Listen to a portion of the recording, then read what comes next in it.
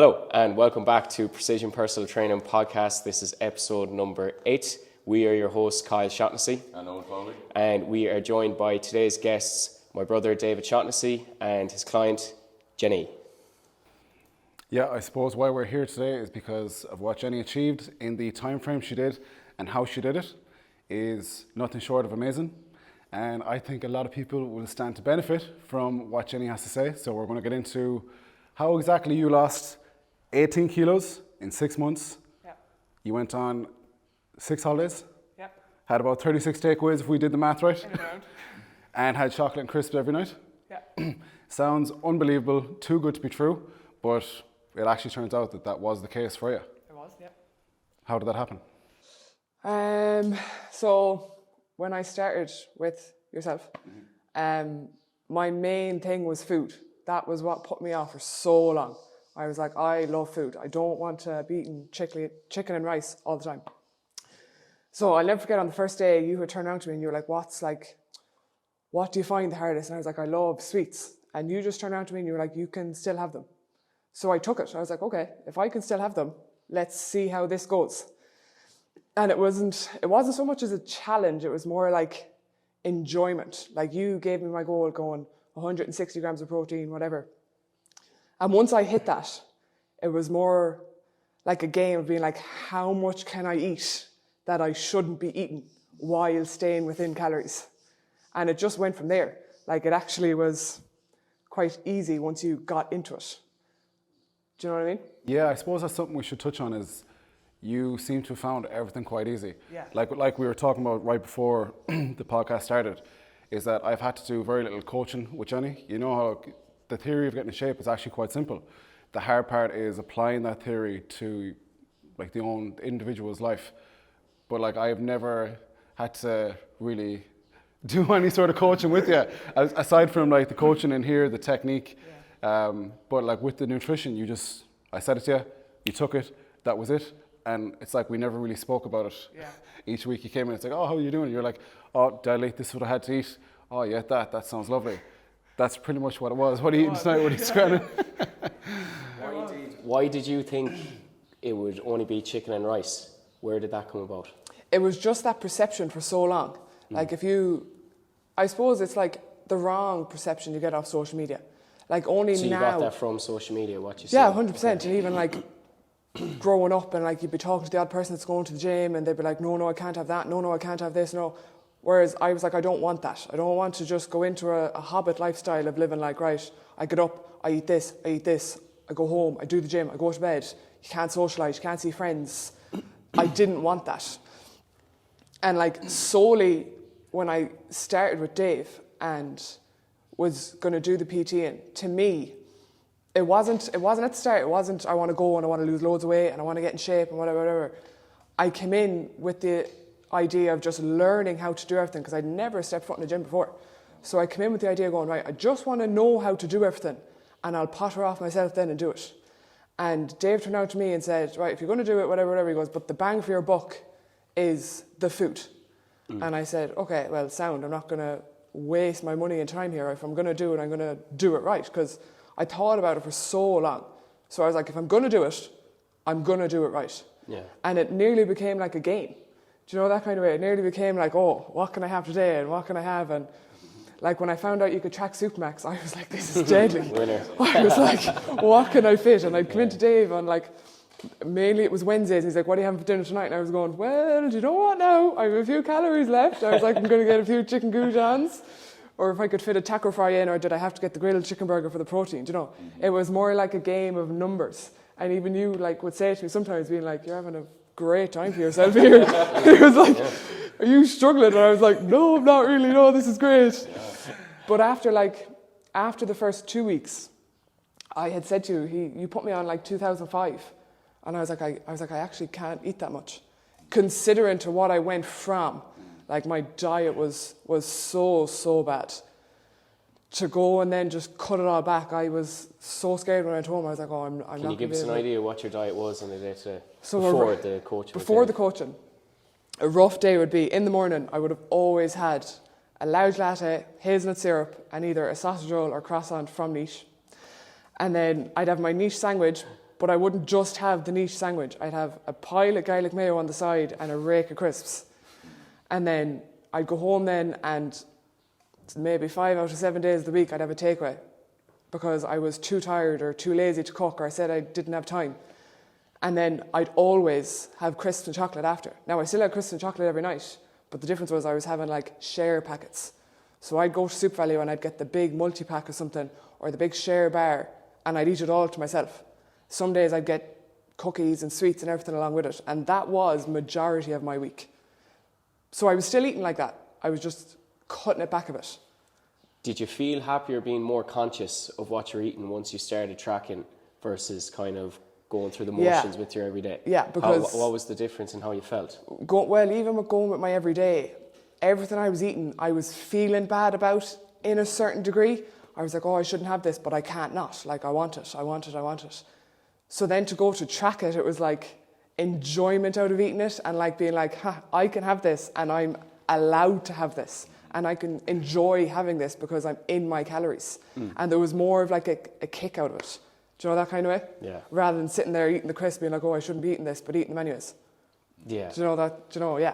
And something you touched on at the start there, you said you wanted to learn how to do things yourself so you could potter along yourself. Yeah. Do you feel like if you were to leave coaching right now, you've achieved that? Yes and no. Explain, elaborate.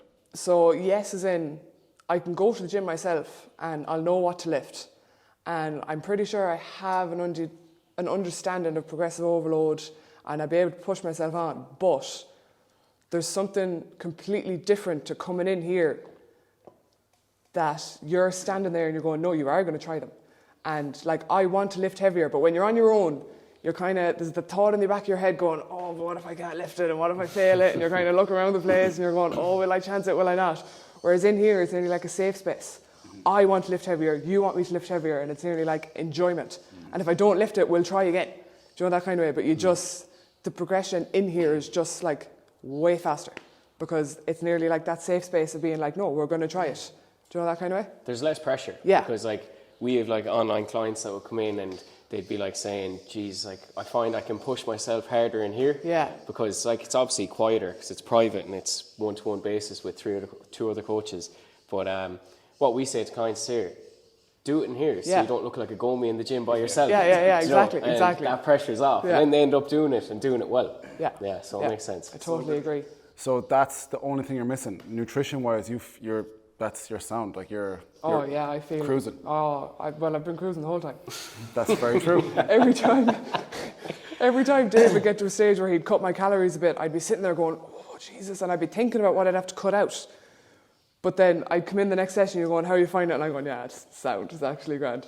Because I'd just tweak it. Do you know what I mean? Like we were actually talking about when I was on 2.3 or 2.5 at the start, I wasn't having flat whites, I wasn't having croissants. And we were like, I wonder what I was eating, because I was fitting flat whites into my cut, like 500-600 calories less, and I was still fitting them in. I'm on maintenance now again, and I'm having croissants, I'm having sausage rolls, and at the start I wouldn't have dreamed of trying to put them into 2.3. I would have struggled to try and fit them in. Whereas now, I feel like as I'm down the line a bit, I have so much more knowledge of like, well, if you just have a bit of less sauce on this, and if you have this, and if you have this, and it's just, feels way easier. Way easier. And did you feel like it was more complicated of a process before? Like, let's say you nearly bigged it up to a point where you never even wanted to try. Yeah, definitely. That was like definitely. an issue. Yeah, so that it was like, definitely I'm an not issue. even going to bother because I don't want to end up cutting out all the chocolate and all the stuff that you want. You actually can't have, you know. Yeah, because like I'd go into shops before and I'd like look at a bar, or you know, out of curiosity. It wouldn't be that I was going tracking it. Wouldn't nothing. I'd never tracked before in my life. And I'd look at something, say like a bag of crisps, and I'd look at it and I'd be like, 250 calories. I was like, she'd never be able to have that if you were only having 2,000 calories a day. Do you know, like you'd be starved then, you wouldn't be able to eat that now. It's like automatically just assume, no, couldn't do that, no, couldn't do this. Do you know, and I think because it went on for so long, you big it up more and more and more every time. So it just got to a point where I was like, I'll never be able for that. And a lot of people around me were kind of tracking food or kind of eating better, and like I was looking at them and I was like, no chance would I ever be able to do that. So I just didn't even consider that I would. And nearly probably resentful of the people around you for tracking and seeing them like go to the gym and do the things that they should be doing. Yeah. And then you're like, oh. that's not for me. Yeah. It's not part of I used to always say it. that. I used to be like, no, I couldn't go to a gym. I'm like, I like team sports. Gym, you're just kind of on your own. That was always the thing. I was like, nah, don't like the gym. It's like a fallback. You always Yeah. I was like, no, don't like the gym. I'd never been in one before in my life. And I was like, no, don't like them. What changed that? Like, what made you take the plunge to texting Dave or starting? So I was playing soccer, and to me that was my fitness. Now I was always bigger and a bit heavier, but it didn't really bother me so much that I was like, oh, I want to lose weight. It was more like I want to be fit. Like I was playing soccer and I was like, I want to just be able to run and not get out of breath all the time. So as the season went on, the numbers kind of dwindled, and to me we were training like twice a week and had a match every weekend. So I was like, that's enough. Like I'm getting my bit of fitness. But that kept going because we'd miss training sessions, matches would get cancelled, and I was like, I'm never going to keep my fitness if this doesn't keep going. So like that, I had the idea of being like, I'll go to the gym and I'll go to Dave just to learn how to do everything. Because if I stepped into a gym by myself, I wouldn't have known what to lift or how to do it or what form to do or what weight I could even lift. So I was like, that's a pointless task altogether going by myself. I'd just be like a lost sheep. Like. So it's fair to say you found the whole process very easy. So it sounds like the hardest part for you out of the whole thing was actually sending the first text and just showing up. I'll actually never forget it. We were down at Dromore, Gary had a match, and we always go down like an hour before to warm up, whatever. So I was sitting in the car and I was talking about it with Colin and Nish the day before, and he was like, do it. And I was like, oh, I don't know. And I was like, I'm so tired in the evenings. And he was like, you'll have more energy. So, like, didn't believe a word he was saying. I was like, no. So we were sitting in the car that morning, and I had the message typed to send to Precision for about an hour, sitting there on my phone, looking at it. I was like, will I send it? Won't I? Will I? Won't I? Will I? Won't I? And then the match was starting then, so I sent it. I turned my phone off and just went to the sideline. I was like, I don't want to look at my phone now. Don't want to look at it. But best thing I did was send the message. 100%. That's great to hear. And I think it's actually important to touch on as well. You, at the time we put up the post, you had lost 18 kilograms. Yeah. As of now, what have you lost? 20. 20. 2 more, yeah. And in the last 2-3 weeks, your calories have been up to? 2,300, about 550 up in the last 2 weeks. Yeah. And I think it's important to say that you've probably lost more weight than 20 kilograms. Yeah. Why is that? Well, because of all the muscle I put on. Because you train like an animal. Straight up. You're a beginner, so someone who's a beginner, we know this, they experience what's called new begins. So if they touch weights, they do it right, lift with good technique, apply progressive overload, train close to failure, which you did, all of that, you're going to build some muscle. So if we even assume that Jenni put on half a kilo of muscle in 6 months, what's that, an extra 3 kgs at minimum? Absolutely. Minimum? Yeah. That would mean that she's lost 23 kilos of fat, Yeah. because you have to take into the consideration the lean tissue she's put on, which is a serious amount of weight to lose in that time. Yeah. And do you feel like 6 months, do you feel like that was fast? Or So fast. because a lot of people would hear 6 months and be like, no, too long, way too long. When we were starting the conversation for signing up, Dave was texting me, just asking about my schedule, and he was like, how long do you want to sign up for? And I was like, oh, I'm unsure and whatever. And he was like, for the results you kind of want and, to get the hang of stuff from a beginner, he goes, I'd recommend 12 to 24 weeks. And I saw 24 weeks, and we've talked about this since, and I nearly didn't reply. I was like, 24 weeks? And I texted back something like, not sure, think we'll just go for 12 for now. Oh, 24 weeks really freaked me out. I was like, no way. But now, like 6 months later, just the time has flown by. Like. But you don't want to be sold a dream either. Do you know what I mean? Like, no. let's say he's been straight up honest with you, Yeah. telling you that this takes is time. good, yeah. Do you know? And how did you find committing to that? Because that's what a lot of people would struggle with. They'd expect results like that. Well, I knew that wasn't going to happen. Nice. Because even when I said that to Dave, and Dave replied, and he's like, well, just to let you know, like, you're not going to get results in the next week or two. And I replied, and I was like, I know that, like, that's fine. But I think the whole idea of me coming in, and I just wanted to learn how to lift and do everything, that I knew I would lose weight, but the idea of losing how much weight that I did wasn't in my head. Like, I didn't come here to lose weight. I came to the gym to learn how to lift and do everything, and the weight just followed. Like, I got my food on track, I was lifting, and it just happened. And I know I took photos at the very, very start and didn't pass much heed in them for a long time. And then I was, weighing myself every morning, and I think when I got to like week 8 or week 10, I took pictures again. And I remember coming in here to you, and I was buzzing. I was like, Sham, look at this. Because Dave would say to me, like, every week or every second week, be like, geez, you've lost weight. And I was like, yeah, I was down whatever again this week. I was down whatever. But until you see it, it's like, whoa. Because you don't, like, no one ever thinks they're as big as they are until you see the after. Do you know that kind of way? Yeah. But the weight, I knew I'd lose weight, but it wasn't my sole purpose of coming to lose weight. So I think that was a benefit to me. Do you know, if I came in here wanting to lose weight and after a week and I was looking, I go, no, I'm not losing weight. It's more of a challenge to the head. Whereas I didn't think of that. That wasn't my sole purpose. So the fact that joined and helped and, happened naturally with it is like a bonus. How did you find taking those first progress pictures? Because it's one thing I'd say we find with clients, they struggle with a lot, and it's like accepting, this is me now, but it's like, I'm willing to change. Do you know, how did you find taking those first ones? Because they're so important, because at the end of the day, there's proof in the pudding.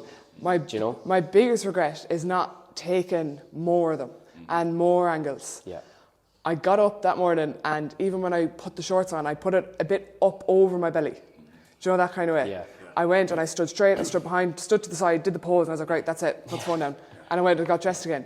Whereas taking the progress pictures, the ones that we posted, I took 40 on Saturday and I took 40 on Sunday. And I came into Dave on the Tuesday and we were like, right, which ones do we think are the best? So like there's just... Poor Gary. That was the only... poor Gary. That was the only thing I'd say is I wish I took more. And one of my friends signed up to Dave a couple of weeks ago and she had to take her pictures. And I said to her, I was like, look, I know it's horrible and everyone hates doing it. I was like, but take loads.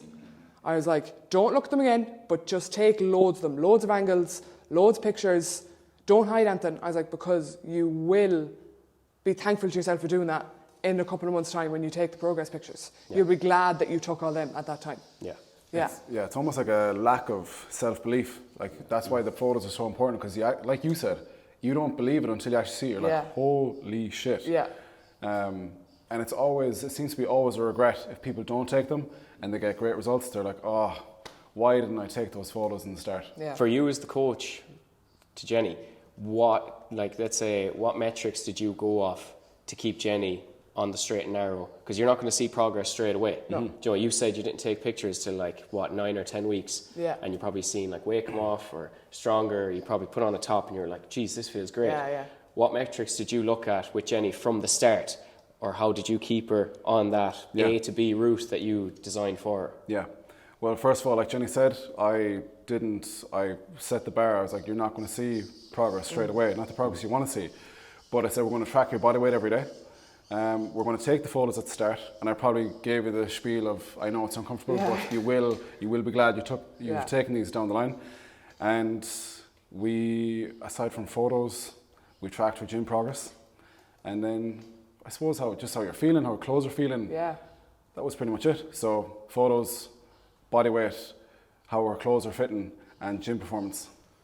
Can you paint a picture of your training then as well? How many days a week were you training?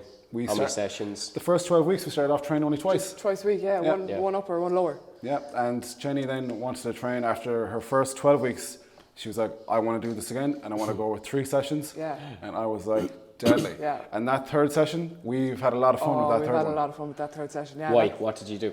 We were able to add in a little bit more variety because we wanted to keep in some of the movements you were already doing as to progress even more. Yeah. Because imagine we took away the squat or the hip thrust, you wouldn't have hip thrusted and done 180 kilograms in the hip thrust. Yeah. So we were conscious of that, but now we had a third day, so we were like, let's add some stuff in. Some fun stuff. What did we add in? We added in deadlifts. We added in lying hamstring curls. And we put in leg press. And they're probably 3 of my best lifts. Big time. Big time. Yeah. But it was more so, I was going to sign up and we had agreed that we were going to go into a cut, we're going to shed off some weight, build some muscle. And I was really starting to get into the training, and you had said to me a few times, you're like, do you miss, because it was 2 days in a row, it was like a Tuesday and a Wednesday. So I wouldn't be in the gym again for like another 5 days. Soccer had completely finished at that stage, and Dave was like, do you feel like it's a long time? And I was like, yeah, like, you know, when you finish on a Wednesday and you have the weekend and you have your work and whatever, you're not in again until Tuesday, it feels like forever till you're back in again. Yeah. So I was like, if I'm going to do it, I was like, I'm going to do it right. So we signed up for the third day again, and then after like a couple of weeks in, I was going again myself at the weekends, and I was doing like 4 training sessions a week. I was like, I just want to lift loads of weights. Class. Yeah. Did you ever fear lifting weights? No. What it would do to you or anything like that? No. Good. No. Absolutely loved it. But can you understand, like from, let's say, being a girl, like the girls all have this like kind of false misconception about lifting You'll weights. get bulky. Exactly. No, like... Can you talk about what it did for your shape overall across 6 months? It's all well and good losing weight, but I think if I went and did the diet and didn't go to the gym and just lost this 18, 20 kg, I'd look like a completely different person. I'd nearly look unhealthy to a degree. I'd have no muscle, but I'd have lost all this weight, and I'd look scrawny. Like I could look, do you know when people kind of look too skinny, like they look gaunty, they look ill. I think if you're doing that, if you're losing weight or you want to put muscle on, like you're not going to turn into a bodybuilder. Like, do you know what I mean? Yeah. You'd have to be lifting serious weights over a long period of time. And you probably wouldn't have lost the weight you've lost if you didn't build the muscle you did. Yeah, exactly. Like it shapes you rather than makes you bulky. Like you're not going to get bulky. And something else to factor in there.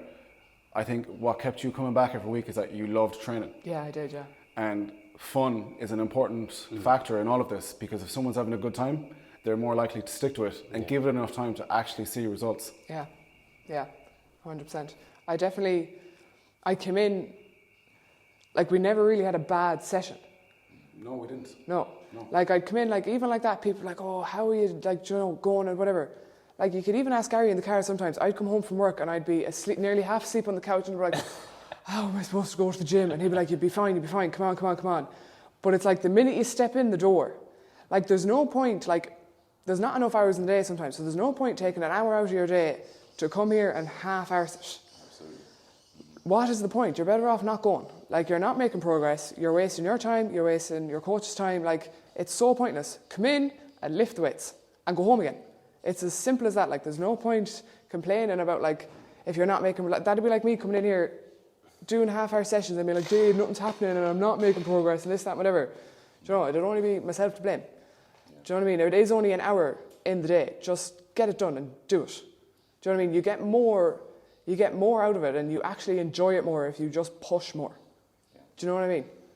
And for anyone listening, I suppose, just speaking from like not part of your coaching or whatever, but being in the gym when you're training, it's great to see because you're always pushing 100% like that. And could you just take us through some of your like top lifts, you could say, or what weights you were lifting? Yeah. Okay. So where will I start? Bear in mind, as you think about that, Jenny started from zero, scratch, a complete beginner. So bear in mind, in 6 months' time, this is what she's worked her lifts up to. So for legs, we got 180 on the hip thrust, 200 is incoming very soon. We got 112 on the lane hamstring curl. We got 210 on the leg press. These are for reps, by the way. These are for reps, and what the lane leg curl and the leg press is one after the other. They're supersets, so it's both same session. Epic. Yeah. We actually the last day I got up to 90 on the deadlift for 2 reps. And you've done a 100 kilo deadlift for one. Yeah, but proper form. Yeah, the form, the technique was very good in the last. Was proper. Hopefully we're on 17.5s for the overhead press, and I'm telling you those 20s are looking at me. We're getting them soon. Nice. What other good You managed reps? to actually, she curled at one point 15 kilos on the incline, on like a 60-degree incline for 3 reps. Oh my god. Seen you bench press as well? Yeah, bench press 50 for 2, but we're doing 2. pause reps At the moment. recently, yeah. And they're actually class. Insane. They're actually class, yeah. Well done. What's been your favourite lift and the lift you dread? Oh, what's my favourite lift? Oh, I love them all. Right now, at this moment in time, because I want to get up to the 20s, I'm loving shoulder press. Mm-hmm. Like, really, like, pushing. I'm getting more reps every week, and I'm like, they're incoming. Class. The fact that we can hit 200 on the hip thrust soon is very exciting. Mm-hmm. Love benching. Bench in his class. Love the bench. Yeah, love them. Nice. They're all good. Do you know what I mean? Like, they're all exciting. Yeah. When you push yourself. Now, if I was sitting there still doing 12.5s on the shoulder press something for the last like 7 or 8 weeks, I'd probably hate the thing. Do you know what I mean? There's no point doing the same way for so long. You have to be pushing, and that's what's so exciting about it. Did you ever gym yourself at all before coaching, or did you ever have any sort of stint at all in the gym? Never. Okay. I signed up to a gym before. I was doing like monthly payments. Gary got a year's membership. I went in once, and the person on the desk was like showing me the cardio area, and like, you've never been in a gym before, try a few of the cardio bits before you go near the weights, whatever. And we were there for about 40 minutes. I ended up doing treadmill, the bike, and something else, and we left, and I never went back. But I only went as far as the cardio section. I didn't even look at weights, and that is the only time I had been in a gym to do anything. Okay, so you're just brought to a treadmill and... Yeah, and just left again then, yeah. Okay. How did you find, like, having structure to your training, and, like, let's say before you came in, Dave has program out, ready to rock, it's boom, boom, boom, you have to hit this today, and you're basically held your hand taken through the process? Oh, class, because I think we were both on the same wavelength, as in, like, I'd come in on certain weeks and I'd be like, okay, we've done this now once or twice now, we're going up. And we'd be setting up the weight and Dave would look at me and it's like we both knew. I was like, I'm going for this today. And he's like, yeah, you are. So we were both I wanted to be pushed and Dave wanted to push me. So it was never like I was coming in here and Dave was going, right, you're going to try these. And I'd be like, no, I don't want to. Or if I was like getting ahead of myself, being like, no, I want to lift this, or I lifted that last week. Do you know, it was like, we were very much on the same page. Dave knew what I wanted and he coached me to that. So like, loved coming in every week. I knew I'd be pushed. I knew it was going to be hard, but it was enjoyment.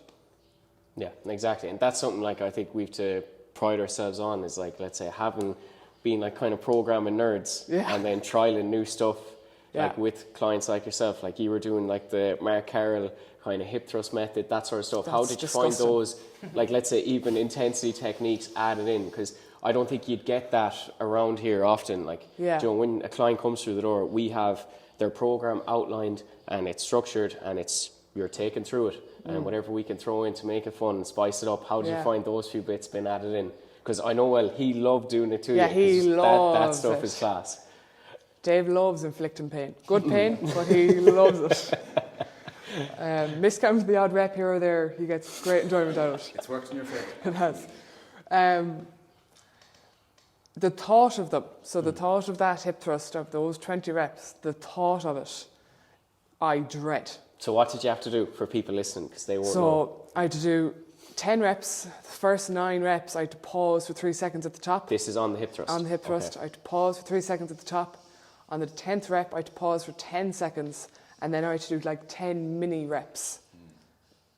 It's horrible. You will not feel a glute pain like it in your life. But it is good. I know you love it. Yeah, it is good. What I love about that though is that's a coach's love for training shown in a client. Yeah. Because now I'm going to ask you, where the hell did you come across that? For people listening, like, you don't hear that stuff around here, but like, you obviously have the love for training. Up his sleeve. Yeah, exactly. So where did that come from then, Dave? And how did you know to give that to Jenny? Let's pick your brain. So first of all, how do I know to give that to Jenny? It's not something she got straight away. Yeah. We work up to it. The training is periodized. Yeah. So we start with easier stuff. We focus on technique, building up Jenny's work capacity, getting stronger and higher reps. And then we're switching things up a little bit, adding in a few things here and there.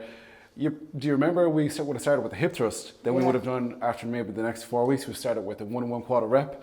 Then we probably would have done the hip thrust with the triple contraction method at the top. Yeah. And then we worked our way to the MC method. And where I came across that is Coach Mark Carroll. Like you touched on, I love lifting. I've been lifting myself for 13 years. I'm a trainer for 8. And I actually this is my bread and butter. I'm passionate about it. I'm always trying to scour the internet, courses, good people to follow online and take what I can from them so I can apply it to myself and of course my clients. And that must have been a breath of fresh air to see that in your own training, because like, we've heard of horrible cases, like there's cowboys in every gig there's cowboys. And I think one thing we try to pride ourselves on is having that love for training and trying to get that across to clients. And one thing about watching your training was unreal because you can really see that. But was that like a breath of fresh air for you as a client, knowing you're putting your trust in this man and this coach and he's going to deliver? Oh, 100%. Like seeing from the start to now, like we were hitting PRs every week and whatever, and when I hit the PR and I turn around and I drop the weights, it wasn't just me going, oh, class. Dave was equally behind me going, deadly! Do you know what I mean? Like we were both getting a kick out of it. You know, he was just as happy for me as I was. Yeah. And even through the whole training, like changing grips and changing techniques a little, and like we love talking about different techniques for the deadlift. Dave loves the deadlift. So, you know, like seeing that, it's not just like, I'm not just coming in here and he's going, okay, do this, do 10 reps, do this, whatever, and okay, well done, whatever. It's like, he'll tell me about his training. I'm, you know, going, what about this and what about this, and we're changing this and we're talking through it. It's like, he's there through it all. It's interactive. It's interactive, yeah, 100%. Yeah. It's not just like, this is your program, this is what you're doing. Don't annoy me here, and he's there, but he's not there. Like it's not copy and paste. No, it's not. It's Mannion purely walks through the door, me, and this is what's going to work for you, and you kind of sit down, discuss it, and build from there. Yeah, and I'm looking for feedback from Jenny as well, because if we see something's off, we're standing there, we're like, okay, why is that happening? And we're looking at movements, we're trying to figure out what it is. What way it is. Maybe the deadlift the last day was like maybe not pulling the slack from the bar, and then you did it. It's like, that's boom, what it is. That's what it was. Yeah. And how does that make coaching for you as a coach? But that's what I want. Yeah. I want people to come in here and train hard and push themselves. There's nothing I detest more than someone coming in and not training to the best of their ability, or purposefully making faces, making out that they're training hard and shaking, and I'm there like, you're obviously putting that on. Like if you put as much effort into the set as you did trying to make out that you're having a tough time, you'd have a brilliant set. Yeah. So she's right. Well, I would be just as happy for Jenny when she did a lift, because that's what I want out of a session as well. That makes the time go just as fast for me as it does for her. Well, like I said, your job is nearly to empower Jenny. It's to give her that self-belief that she can do it. Yeah. And then you're buzzing because you can see it. You can nearly see it before a client can. Absolutely. Do you know? Because like we're doing this day in, day out, 5-6 days a week, early mornings, late evenings. We're seeing people come in, and the ones who go to town, you're a prime example of that. You can see the result nearly before you can. It's just, it's nice. It's nice to see. Yeah. Oh, I loved the way you trained, Jenny. I got such a buzz off it. There's definitely, like that, you said, you can see it before the client does. And like that's like a prime example of, we were doing the leg press, we were getting progressing on it, and I think the week before I had done 170. And we knew we wanted to hit 200. We were like, it's incoming, like we're getting there. And I did my first set of 170 or whatever, and Dave looked at me and just went, wonder what 200 would look like. And at the same time, the two of us just went, yeah, let's do it. But like, he knew by saying it to me, I wouldn't turn around being like, oh my God, no way. Like, it's the enjoyment out of it. Like, he knows if he suggests it, I'm going to take it. Like, I'm going to do it. And I know he wouldn't suggest it if he didn't think I could. Absolutely. Do you know what I mean? So it's not like I turn around being like, Dave, there's no, like, you're crazy. Like, I'm not going to be able to do that. I know if he's saying it, he must think I'm going to be able to do it, or he wouldn't give it to me. Do you know, that kind of way? So it's the trust in both there, that if he thinks I can do it, I can do it. And do you know, that kind of way? Yeah. And it's nearly like the coach that walks the walk, because he doesn't set limits with his own training. Yeah. Do you know? And like, that's something I myself definitely look up to Dave, and have been since being a young lad, even before as a PT. It was like, this guy's a fucking beast. And our older brother Keith, and it's like, you see that, and then that definitely correlates into you, because now they're saying you're going to do X, Y, and Z lift, and this has come the 20s, you're looking at them, they're calling your name. Do you know? Do you find, like, let's say, watching a coach and having a coach that walks the walk nearly, it's like, okay, I can do this now because he can do it? 100%. Like, even after some lifts, or say if I'm doing the leg session over there and I'm in bits afterwards, and Dave just standing there smiling. Yes, he's standing there smiling, but there's also proof in his own YouTube videos of him making the exact same faces, if not worse, after his own lifts. So it's nearly like he's not just putting me through this for the laugh. He does the same thing to himself. Do you know what I mean? So there's that reassurance there that he's not, you know, lying his way through or just putting you through it, whatever. You can see that the way he makes you train is the way he trains. Do you know, that kind of way, that he's not just, he knows what he's at. Like, if he's doing it, it must be working for you to do it as well. Yeah. Do you know? But you kind of take that on. It kind of like is infectious. Do you know that kind of way? Like I know when I go to the gym now at the weekends, I go with Sarah, Jason, and Gary, and like when we're there, I feel like a mini Dave to Sarah, because Sarah would be like, you know, she's like, no, I don't want to lift it, and I'm like, you're lifting it. I'm like, come on, and she can. Do you know, that's Brilliant. the thing. Like, Brilliant. Brilliant. Probably worse than me. But it is like it's in people's heads. They're like, I can't do it, and I'm like, no, you fucking can, and you will. Like, lift it. Yeah. And 9 times out of 10, she lifts it, and she gets up, and she's like, oh, that's class. Yeah. Do you know? But that's what Dave does to us here too. Do you know, that kind of way? It's having someone else there to be like, yes, you can, and you will. Yeah. Do you know, having belief in you. And obviously, look, everyone starts somewhere. So you didn't start off doing that. Like, let's say, did you have that perception? Like, let's say you're like, geez, I'm starting coaching with Dave now. Like, he's jacked. Do you know, like, how did you find that first initial interaction and everything? Like, do you know, because Dave's super welcoming, but like, do you know, outside looking in, you're like, geez, he's a beast. I'm going to have to train like a beast from the get-go. Did he kind of like start you off on the right path properly and like ease you into it? So like coming in, because I had never lifted anything, I had no idea. Do you know what I mean? I had no preconception of being like, I'm going to be tortured here every week or it's going to be easy, because I had no idea. And like, I'll never forget the first couple of sessions was so funny, because Dave would make me do something and he'd be like, and you've never done that before? And I was like, no. And I think I landed myself in it, because I was doing it right and whatever, and he was like, okay, we are progressive here. Yeah. And I think it was like week 3 or week 4 in, and I turned around to him after one thing and I was like, you have changed. I was like, you have changed.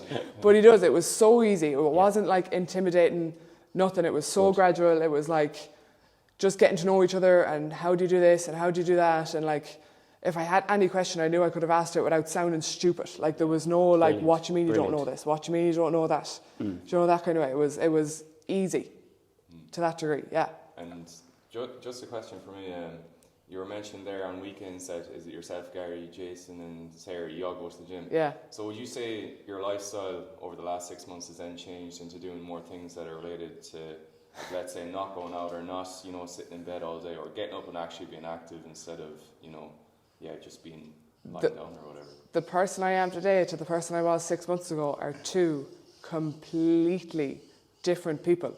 And even to this day, people that know me, who I would have really given an awful lot of shit to about the gym, about doing this and about doing that, take the mick out of me now, because they're like, oh, look at you now. Like that. I used to, at the weekends, I'd sleep till 11, 12, 1 o'clock. I'd get so much pleasure out of just lying in bed all day. And now I'm like, no, I want to be up by 8 or 9. I'm going for walks. I'm like, my whole lifestyle has changed. Like, I'm all... Are you happier? Oh, 1,000 times happier. I have way more energy. I have way more time. Like, I've spoken about this with Dave before. Before the gym, I would have come home in the evening and I'd be like, oh, I'm too tired to cook, too tired to do anything. And now, in my evenings, 3 out of my 5 evenings midweek, I'm going to the gym. If I'm not going to the gym, I'm going for a walk. After the gym, I stay for like a half an hour to either do a cycle, a walk, or I'll go for, lately, a run. Yeah. I'll then go home and cook a dinner. And then I still have like an hour, if not an hour and a half, to just like chill, watch a bit of TV before I go to bed. And a couple of months ago, I would have thought when I finished work at 5 o'clock, I can't do a thing now, I'm wrecked. I have no time to go do an anthem. And I'd get a takeaway because I'd be like having the energy to cook. So just for people listening to this, the stuff that nearly on paper is harder to do makes you feel happier now. Oh, yeah, way versus happier. like, let's say everyone can lie in bed, can just get a takeaway, just eat straight away. Do you know? So you found enjoyment and nearly fulfillment in doing the harder things. Yeah, because they're not harder.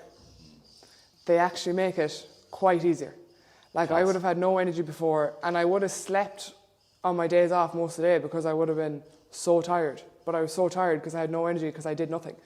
Do you know, that kind of way? Like, the more you do, the more energy you have. Like, now on our days off, we'll find something to do. We'll go do something. We'll do something in the evenings. We'll go to the gym during the day. We'll go for a walk. Like, because you're doing more, you find more time. Whereas before, when you're doing nothing, you kind of just cancel out the time. You go, no, I don't have it there. Or if you had one thing to do, like, I remember if I'd have training for an hour, I'd be like, my whole evening is gone now. Do you know, that kind of way? Like, it's completely flipped on its head. And because like that, I don't get takeaways all the time, and I don't do all that now. that when I do get a takeaway or I appreciate it so much more, and it tastes way better. Do you know, it does. But you enjoy, I'm in such a habit now that you enjoy it a lot. Like, I couldn't imagine just going home now in the evening and sitting there all evening. There wouldn't be anything worse, like, do you know, that kind of way? Yeah. Has your actions influenced the people around you? Yeah, I'd like to think so. Like who? So, my boyfriend Gary was already going to the gym, but when I started with yourself, and I was getting progress, and I was lifting this, and he was like, "You're progressing so fast." So Gary signed up with yourself, and then in work then with Sarah was going to the gym in Coral, and I'll never forget it, when I was first starting here, and I was kind of getting the hang of everything, whatever, and she's like, "I'm not sure, like, do you know what to do and whatever." I'll never forget, we took a piece of paper from the till and I wrote down exercises, a pure PT. I gave her a little demonstration of how to do everything, and I sent her away to Coral with it. And then after a couple of weeks of me progressing and seeing my progress, whatever, Sarah signed up to Dave. And then her boyfriend Jason signed up to Dave. So it is infectious. Like, I was down in my home house the last day and talking about the podcast and talking about whatever, and that led my brother Josh has signed up to own. I'll have the whole family in yet. But even like that. Christian, get in. But even like that, like sitting there, and they think now, because of all this progress, I'm this wealth of knowledge. I do have knowledge, but I'm nowhere near to the degree of what I'd like to have. Like, so I'm sitting there and Mum is like talking to me like, I'm having this for my breakfast and I'm having this, and what do you think of this, and what should I change? And do you know, like, I even have people coming into work all the time and they're like, "You've lost so much weight, what are you doing? And what are you having for here? And what are you having your breakfast? And what are you having this?" And do you know, that perception of you can't eat this and you can't eat that, what I had. And like, I have to reassure them. I'm like, "Guys, I have crisps and chocolate every night. I have a niche sandwich every single day. Like, I'm not doing anything extreme. I'm just doing what you're supposed to do and doing it properly. Like, I'm not doing extreme as in starving myself, only eating the bare minimum, you know, doing faster cardio, all that. There's no need for it. Like, if you do it the right way, simply, it works. Do you know, that kind of way? But did you find, like, getting coached by Dave, did it clear the fog? Yeah. Like, kind of people have towards fitness? Yeah, 100%. You know, it's everywhere now. You see it on TikTok, Instagram. It's like, do this, don't do this. The bench press is shit. The bench press is good. Do this, eat this, don't eat this. How did you find, like, did the coaching just completely wipe that away and you were like, okay, this is how it's meant to be done? Yeah, it's nearly like everything else. People overcomplicate things. Yeah. Everything, if it's out there long enough, someone will take a turn on it, someone will twist it another way, someone will twist it this way, and all of a sudden you're looking and there's 100 different ways to do one simple thing. Like, it's worked for years. There's no need to overcomplicate it. It's the simple things. Do you know, if you do it right and just do it simply, don't put yourself under so much stress. Like that, I was talking to someone how I was in a cut or whatever and I was going on a holiday, and they were like, "Oh, I couldn't go on a holiday in the middle of a cut." And I was like, "What do you mean?" And they were like, "Sure, like, do you know, you'd have to come back and get back into it or whatever." She's like, "I definitely wait until after the cut." And I was like, "Sure, what's the point in that?" Do you know what I mean? Like, it's more of a lifestyle thing. Like, it doesn't matter if I'm going now or if I'm going after or whatever. I'm going to be eating. I'm not going to turn around now in 12 weeks' time and finish up going, "Right, that's all out the window now, back to the takeaways, back to this, I've done that now." No, like, it's like a lifestyle thing. It's completely different. Do you know? Like, you change your whole outset. It's adaptable too. But one thing you asked Jenny, does she feel like she's changed? And you're like, "Oh, I'm a completely different person." At the same time, you're the same person. Yeah. Because a lot of people, when they take on something like this, you went through a fairly dramatic change. Yeah. They will change a lot and they'll completely uproot their lifestyle. You kept your lifestyle the exact same. You went on a holiday every month. So you did all the same things you would do. You're still the person you are, that everybody knows. So that in and of itself is super impressive, that you've managed to achieve what you did, but still remain true to who you are as well. Yeah, well, see, that's it. I wanted to change. I wanted to learn the gym and I wanted to learn this, but I didn't want to be one of those people now that rocked up around the place and was just like, "I go to the gym, I go to the gym, I don't do anything, I go to the gym." Like, if people are like, "Oh, do you want to go out for food or whatever?" Yeah, we'll go out for food, but I'll suggest where we'll go. Like, you can track a McDonald's, you can track a Super Sub. Do you know, like, I was out for a walk with friends yesterday and they went to Tesco and they were like getting a treat for themselves, whatever, and they were like, "Oh, we feel so bad you're not getting it." And I was like, "No, I'll get something." So I got like a bottle of water and like a crunch bag, Delight crunch bags of crisps or whatever they're called, because they're only 90-something calories. So I was like, "I'll still get a treat." And I was like, Do you know, I'm not one of those people now that only goes to the gym, only does this. What do you mean? No, and like change in that way of like looking at people differently because they do this and they do that. Like, I wanted to stay doing what I was doing, but adapt it to the way I wanted to do it. Yeah. Do you know, that kind of way? Mm-hmm. But yeah, no, And would you say, Jenny, that your view of, like, let's say, intense weight loss before was very, like, militarized? It had to be so intense and so hard, you know? Oh. Yeah, that was your mind frame on it. Like, it had to be hard to be good in a sense. Yeah, like if you told me I was going to lose 20 kgs in the way I have, I would not have believed you. Yeah. Not at all. Possible? No. I thought if I wanted to lose a load of weight and get into the shape I am today, that I would have had to like really like that, knuckle down, not do out with people, go to the gym, go home, not look at sweets, not look at this. But it's nothing like that. Yeah. Like nothing like that at all. And I think before we get on to the questions, I think the two of you've both lost a respective amount of weight in the time frame you've been cutting. Obviously for different reasons. But the two of you have done really well. You haven't complained, not once. I haven't heard you complain, and I haven't heard you complain. You've lost a lot of weight.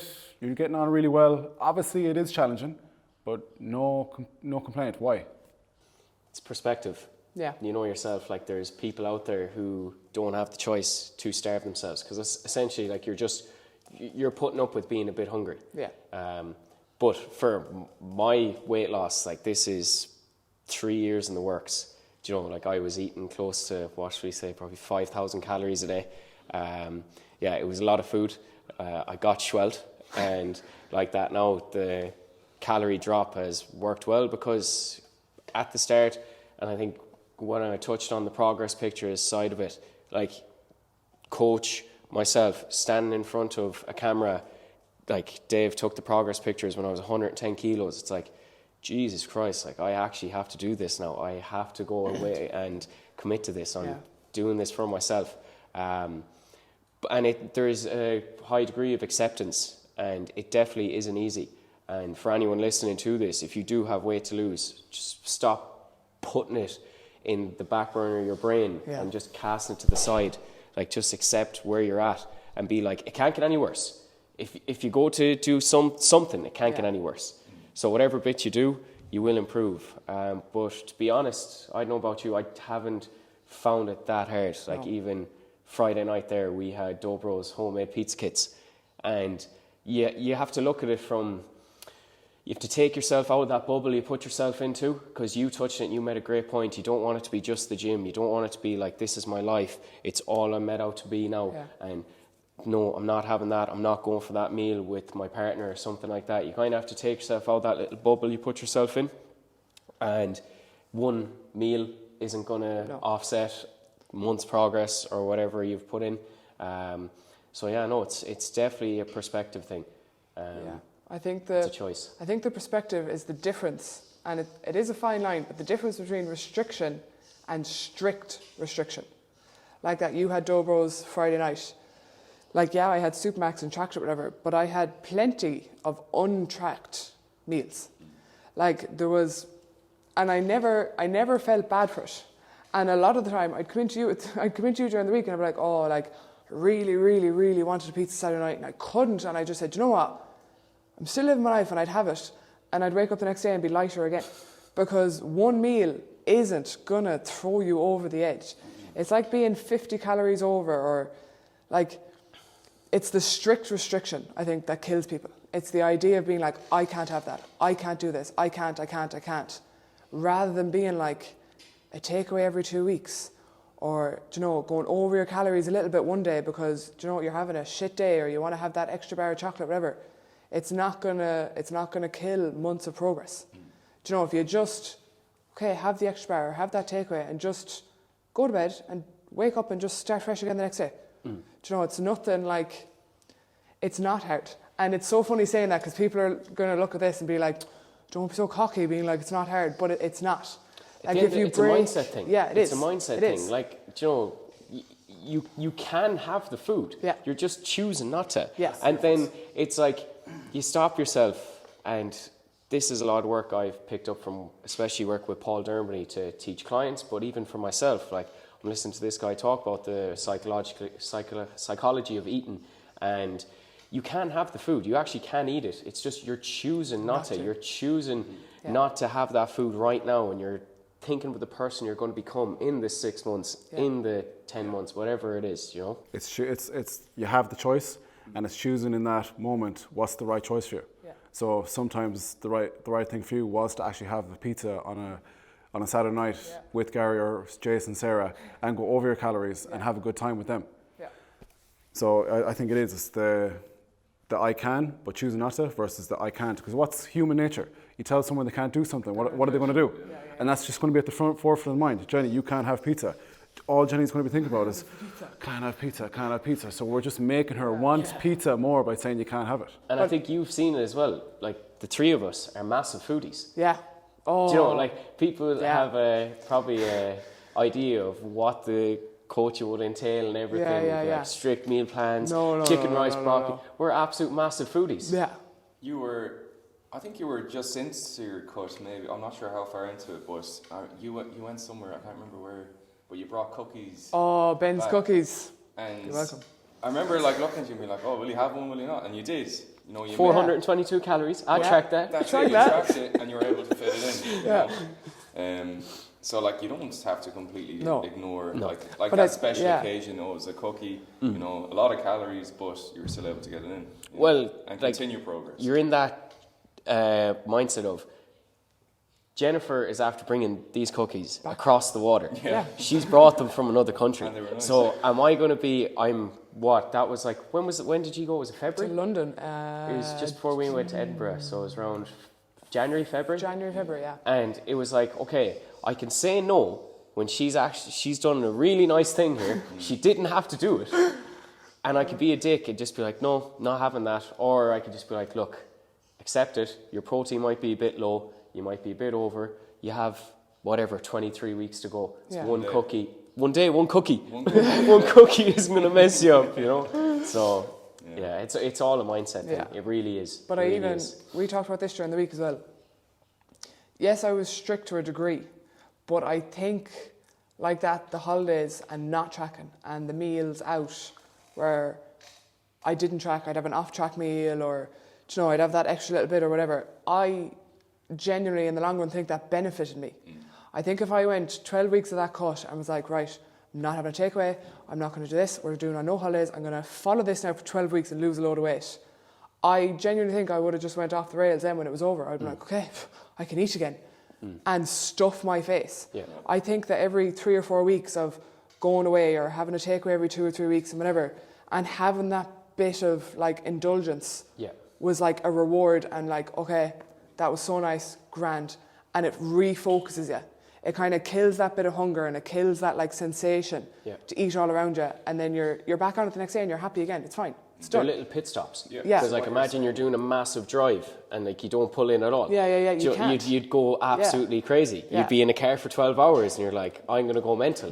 Versus if you pull in every 3 or 4 hours, get a bit of food, stretch the legs. If I'm hearing you correctly, all of our clients should be going on holidays every month. I 100% agree. That is a fact. That's the secret. Heard it here that first. is the secret to life.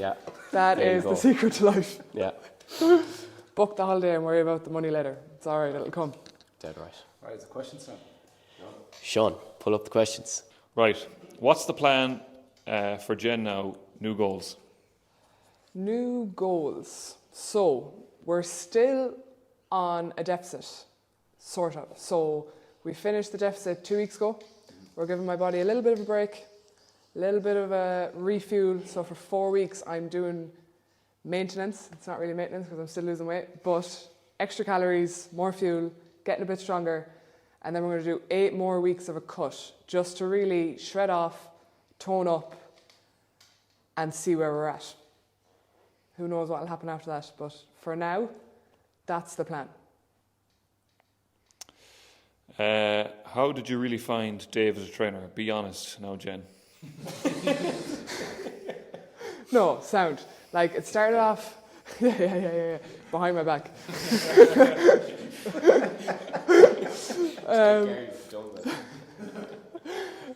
Started off purely as like trainer-client. I'd like to say we've become friends now. Like when you spend so much time with someone, and Dave will agree here, 99% of our sessions go over because we spend an awful lot of time talking shite.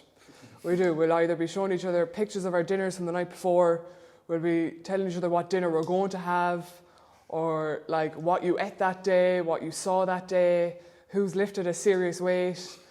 Like absolutely sound. You really do take on what the person wants. And I know what I said to like the likes of Sarah, Gary, Jason, who were signing up. And I remember Jason said to me, he's like, you better not like cut on my food and whatever. And I said, look, whatever you want is what Dave will do. I was like, you're not going to go in there. Like, people don't walk in the door and Dave's going, you're going on a cut and you're going to put a load of muscle on, you're going to do this. Like, you adapt to what the client wants. Do you know, it's never like what you want at the end of the day. It's whatever they want and you coach them to that, which is like really, really helpful. Because, you know, you can sign up to some people that are like, right, I want you to do this and I want you to do this because I need pictures from my Instagram and I need this. And no, it's nothing like that at all. At all. Hit the nail on the head. You pre-coached me before that, Dave. Get the script. Remove the telephone now. Seeing as you'll be on Spotify/YouTube now, will you sing us a chant? Up niche. That's it.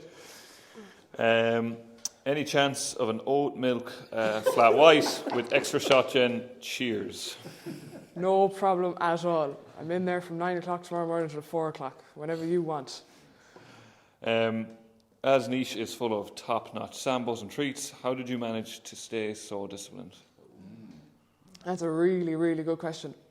So I want to even just go back here that before I started tracking calories or whatever, I've been in niche a long time, that I overindulged on all those sweet treats a very long time ago.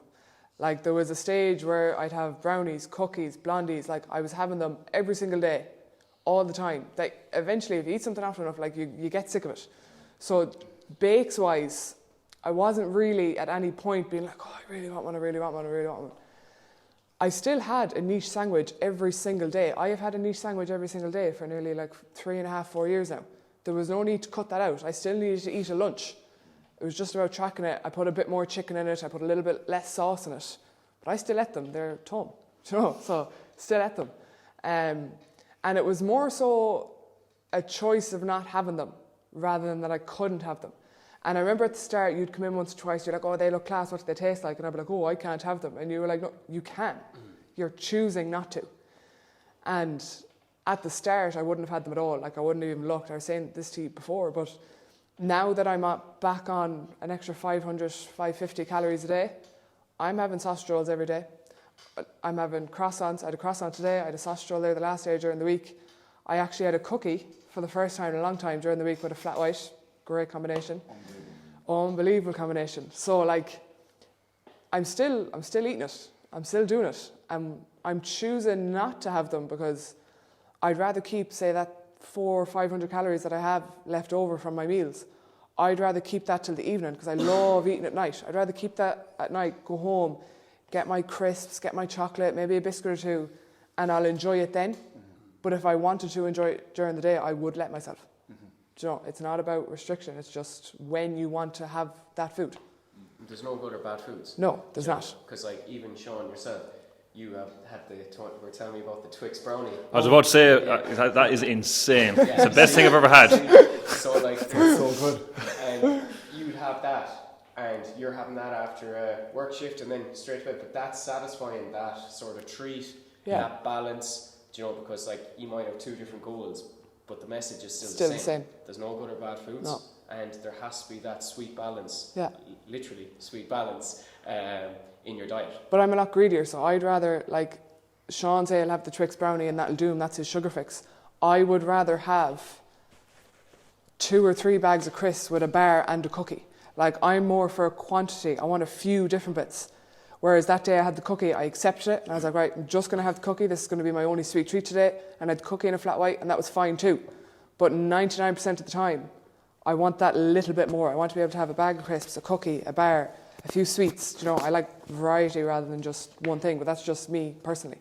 And Just a question I have, like you were saying you had a niche sandwich every day. Was it ever possible to like track, like let's say them sandwiches? Hey, track the sandwich for Kyle. Track the sandwich for Gary during the week. While cutting. As long as you don't come into me in the middle of a lunch rush, and I am up to my eyes, flinging sandwiches. It's going to be a new niche service now. Jenny, you go back and check Colin, Jenny needs commission for tracking sandwiches. €5 under the counter, I'll do, boys. It's all right. But yeah, it's fairly easy. Like, even I tracked a few, but we were talking about it just before I weighed it, and like, because you've tracked for so long, you had a fair idea of what was in it. Do you know what I mean? But there's one or two people that come here or whatever, and they come and get sandwiches as well. But like that, they'll go, just put a little less sauce. Can I get extra chicken in it? Mm-hmm. Do you know, like, bulk up on your chicken. A bit less sauce. It's not the be all and end all. Like, it's absolutely grand. Just kind of have an understanding of what you're doing, and you're away. Like, it's grand.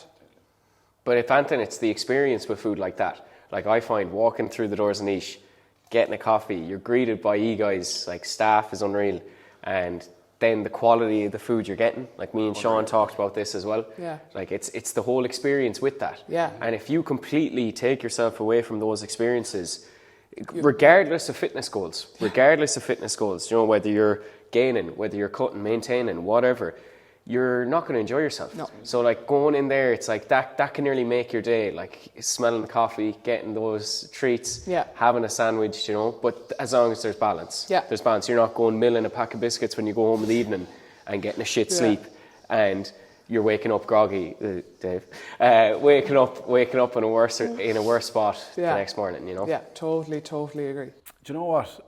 I think the Niche thing is actually something important to touch on, because Niche is arguably one of the best cafes in town, if not the best. And that's not to say, it's not to say other cafes aren't good. Obviously, there's Tuam is full of great cafes, but Niche is definitely up there. Yeah. And a big part of why Niche is up there would be the staff and would be yourself. You'd have a big part to do with that place. Hey. And I think it's a testament to your character that the attitude you have when you're in Niche, you brought that attitude here, and that's why you did so well. Yeah. I agree. I also will take responsibility, because there's a lot of people that are going to be watching this going, ho, ho, ho, ho. Before I started here, there'd be people coming into Niche, people that went to the gym, people that were just trying to eat better, and I gave them an awful lot of stick. They'd come in and they'd like look at the treat, or they'd look at, say, a croissant or the cookie, and I wouldn't be arguing, but I'd be fairly forcefully going, have it. I'm like, you're fine, you can eat it. And do you know what? Still to this day, I do believe they can have it. They can work it into their calories if they're tracking, because I do. But I was like, what do you mean you're tracking and you're going to the gym so you can have these treats? And like, I gave people an awful. Toxic. I was toxic. I was one of those people. It's okay, you have to learn. I've learned and I've changed. But I do. I think your mentality is everything for the gym and for this. You just have to. It can't stop your life. Your life has to keep going on. You can't change. You just have to. You have to just take it on board and just do it. There's no excuses. Like, I can say I made every excuse under the sun. I was saying no, because I played a lot of sport when I was younger, and I was like, I have a bad knee and I can't, like, I'll get injured if I go to the gym, and I don't have time, I'm too tired, I don't like the gym because you're by yourself, I don't want to track food. Like, I made every single excuse under the sun, and I can confidently tell you now that they're all a waste of time. They're not actually real reasons. Do you know what I mean? Every excuse that people hold on to is literally just an excuse. It's not actually, it wouldn't stand up in court, say. Like, it's not a reason. Yeah. Do you know what I mean? Just swallow your pride. Say if you want to lose weight and you think, oh, people are going to look at me and whatever, no one's going to look at you. They're not. It just goes back to what you said, lack of belief. Yeah, it is. There's pride, there's lack of belief, and it completely slipped my mind there what I was about to say. Pride, lack of belief, and we want to stay comfortable. Yeah. It's very hard for people to actually allow themselves to get out of their comfort zone, as it's in our nature to just stick to what we know. So it's that as well, and other things too. Yeah. And would you say, you as a coach then, Dave, was there much reassurance needed, let's say, for Jenny throughout the process? You know, we're still going on track, or was it fairly linear, you could say? Oh, Jenni was as linear as it could be. Yeah. There, I said at the start I had to do very little coaching with Jen. I told her, this is what I recommend. Jenni did it, and lo and behold, she just did it, and the results came. And let's say compared to a client that wouldn't be as gung ho in the gym, what were the main differences? Would you say like? Well, Jenni's mindset for one. She's a very strong person. It wasn't a drag. The sessions probably didn't feel like it was you had to come and you had to do it. It was more like you both wanted to do it. Yeah, and Jenni is. I'd say you would agree as well. You've like your life set up in a way where you're in a good spot. Like even where you live compared to where you work. Yeah. You've a good setup. Yeah, my whole lifestyle is just in a good. Yeah. I'm in a good place. Yeah. So a lot of people who come to us, they don't have the same setup as you. So it's a little bit hard for them. People might have kids. People might have more demanding jobs, or they might have to commute. Like let's say 2 hours, an hour and a half. I commute. I have to walk 100 meters. So people have different challenges. Yeah. So Jenni, that's part of why Jenni had a good setup. That's part of why she did so well. So, and probably very self-motivated too. That helps. Yeah. And she didn't put any pressure on herself. Like she said, she didn't come in for weight loss. She came in to learn about the process, and lo and behold, she fell in love with that. And then the results just came as a byproduct of that. I think you just put your trust in Dave. Yeah. Which once that happens, like with clients, once they just put their trust in you, and like I think we know ourselves, we're not going to lead you down a path where you're going to be in a worse place than when you were starting. Yeah. I think you just completely said, let's just do it. Take the reins, and I'll do what you say, and let's see what happens. Yeah, because even at the start, like I say, I was great for the takeaways and thing, and going on holidays, but that was a couple of weeks in. Like at the start, I was still a bit naive to that. So like Osaka opened, and when I was starting tracking, I was like, right, no takeaways. I was like, I'm not doing it, whatever. And I remember Dave, I was stretching down there one day, and Dave asked me, like, how are you getting on, whatever. I was like, I want to try Osaka, the new place that opened in town. And he was like, yeah, have it. And I was like, what? And he was like, try it. And I was going, but I can't track it. And he was going, so what? He was like, just eat it. He was like, eat normally as you would through the day and have it that night. And that was the first kind of off-track meal I had. And I couldn't believe it. I think 2 or 3 weeks after that then I was going to Krakow. And it was the first trip was going away for. It was the first kind of period where I was going to have 2 or 3 days where I could eat whatever I wanted. And I was excited. I was like, I can't wait to eat all this. I'd looked up food places. I was like, this is going to be class. But internally I was a little bit like, oh my God, I think I'd lost something like 2 or 3 kg at the time. And I was like, I'm going to put it all back on in the 2 or 3 days, whatever. And a little bit was like self-conscious, being like, maybe don't go lakes. But when I went there, I ate everything I wanted. I had loads of sweets in bed before I went. I had pizzas. I ate whatever I wanted over there. I'll never forget, I came back weighing the exact same thing I weighed before I left. It was only 2 days of eating like that. I weighed the exact same. And I come in here today and I couldn't believe it. And you just looked at me as if to say, yeah, sure, I told you. Yeah. And I think between those 2 things that happened fairly early in our time, kind of was that switch of being like, okay, what he says is true. Like, I can get the takeaway and it won't affect me. I can take the 2 or 3 days on holiday and it's not going to send me crazy. And then I just flew from there. I was like, okay, we can do this, and just took off. But I do think that benefited me, like seeing those 2 incidences where I was like, okay, like what he says is true. Do you know, having that meal and going away for 2 or 3 days and eating what I wanted, it didn't affect me. Yeah. Do you know, and it definitely helped to reassure me that what he's saying is true and I can do this.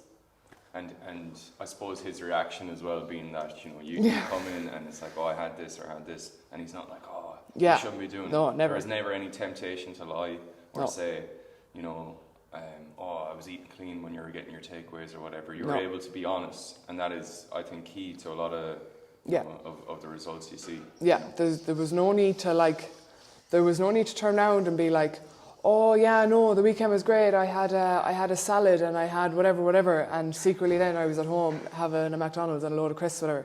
There was no need for that. Like, I know if I had a takeaway or whatever, and I come in and told Dave then the next week, he would have turned around and been like, oh, what'd you have? Yeah. You know, there was no like, what did you do that for? And you're supposed to be on a cut and did it fit your calories? Never. Like never. It was always straight away going, oh, what you have? Was it nice? Where'd you get? What topping did you get? You know, it was always just excitement of being like, oh, class. Yeah. Forgotten about. Grant. Like it's normal. Like you can't do this routine without having those days. It's not possible. I don't think you'd be able to stick to it long term at all. That last sentence, that's the whole point, is that so you can stick to this long term, so that when you leave here, you stop coaching with me, that you maintain the results and go on to make even more results and just live your life, stay happy and stay healthy. That's why we've done everything the way we've done it. Yeah, definitely. Yeah. Totally agree with that. And I don't think, if we have anything to add, I think that was a big conversation. It was an absolute pleasure coaching you. We're still coaching. We're back in here this week lifting heavy ass weights. But you've been an absolute pleasure to train. I genuinely mean that. Like you coming in, it excited me so much because I was like, oh, Jenny's going to fuck shit up in here today. So that's been awesome for me. So thanks genuinely for just being who you are, coming in. And thanks to Sean for coming in today, videoing this. And big up Gary. Gary for moral support. Big up Gary one time. But yeah, from us as well. Thanks for coming on. Tui. It's good to get the podcast back. We're back in a roll with them now. We have a few announcements coming up in due time when they're done. But we just took a sabbatical. Is that the word you could say? A hiatus. That's sabbatical, the word. From the podcast, because we wanted to get it back and get it back consistent. We didn't want to tease with one episode here and there. We want to give it a good whack now for the year, and what an episode to come back to. So we hope you enjoyed it, and we'll catch you in the next one.